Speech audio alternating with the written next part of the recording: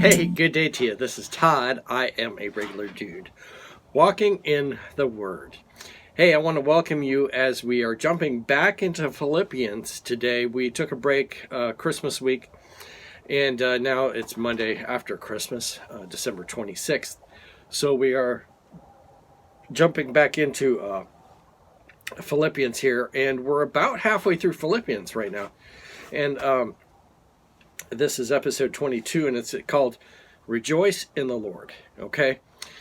Now, and it's taken from Philippians 3, chapter 3, verse 1. So, let me read this to you here, and then we'll talk about it here. It says this in Philippians 3:1. Further, my brothers and sisters, rejoice in the Lord. It is no trouble for me to write the same things to you again, and it is a safeguard for you. Okay? So the big point here is rejoice in the Lord. Paul was writing this. Remember, he's in prison when he's writing this.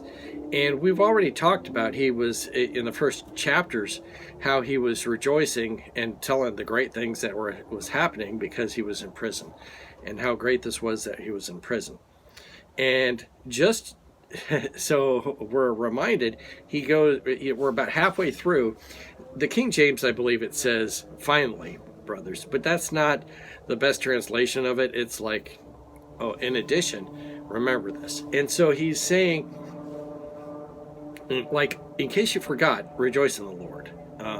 And he's, again, saying this while he's in prison, going through these hard things. No one wants to be in prison, okay?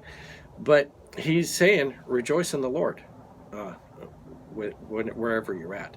So as you can tell, I'm like freezing cold out here in the studio, which is prison. There's no heat out here, and it's just, as you can see, it's just stone behind me and cold. And I have a jacket, and actually Paul, when he was writing, not this book, but another book, he said, hey, have somebody, I think it was Timothy, bring my coat. I don't think, maybe it wasn't Timothy, but it was someone, bring my coat. So there was times, I'm sure he was cold in prison there too. And as I'm like freezing cold here, I'm like, oh, what's to rejoice, about this? But there's like so many things to rejoice about. But my point today is not look at all the good things to rejoice about. But the point is to rejoice in the Lord. We have the Lord. That alone is a greater than anything. So just rejoice in the Lord with everything that happens.